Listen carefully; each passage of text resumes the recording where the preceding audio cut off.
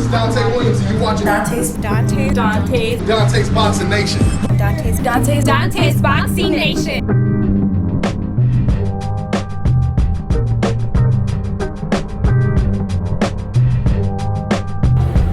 Okay, and we also talked about this Canelo versus Golovkin situation. Now, you know, just like I know, Todd, Canelo just won the middleweight title, but he doesn't want to fight Golovkin, who was supposed to be his mandatory. We were supposed to be getting that fight next, and now Canelo says he's not ready yet. Wow. Why? I think that the WBC made an error. I think what the WBC really meant to say was the mandatory, the guy who had to fight was if Cotto won. Well, now Canelo wins, and everybody's looking for a way out. I get that they want to marinate the fight. I get that they want to make it bigger. But really, how much bigger is the fight going to get? I mean, they both have fan bases. Yeah, that's a good point.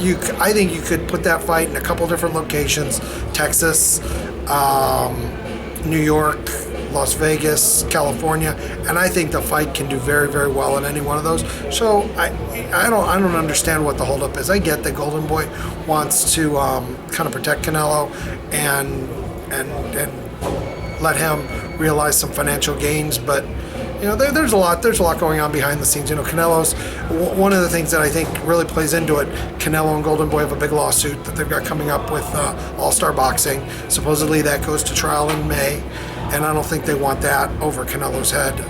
You know, to have to be thinking about that when You said Golden Boy has a lawsuit? there's a lawsuit. All-Star Boxing, who was Canelo's original promoter here in the United States, is suing Canelo and Golden Boy over what they believe was some interference on Golden Boy's part to taking Canelo away from them.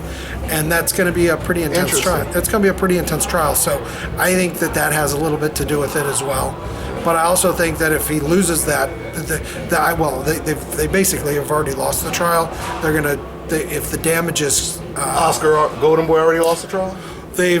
Because the judges allowed them to seek punitive damages. If the punitive damages end up being really, really high, I could see Canelo being put in a financial position where he has to go and fight Triple G, because that's really if you think about it. So you think it's going to affect Canelo more than Golden Boy, or just as much? Both of them are co-defendants. So I think that because Canelo has to at the end of the day, Golden Boy only has so much money.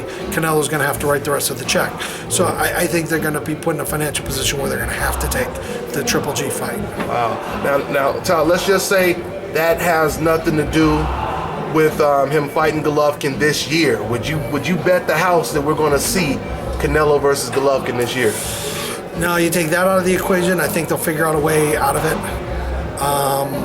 But now it's going to be interesting to see what the WBC does. If they hold to their guns and they strip Canelo, which is really the right thing to do, I just don't see it happening. I don't either. I don't, because they could have did it now. Yeah, and they should have done it now.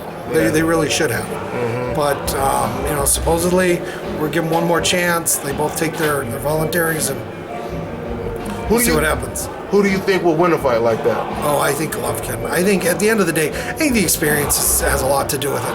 Canelo didn't have a very big amateur background, and even though he's had a lot of professional fights, I don't know that he's had the varied experience that Golovkin has had. And plus, like you and I were talking about a little bit ago, I think Golovkin learns a little bit more from his fights than Canelo does. I think Golovkin's ring IQ is very, very high, a lot higher than people give him credit for, because he's such a vicious puncher.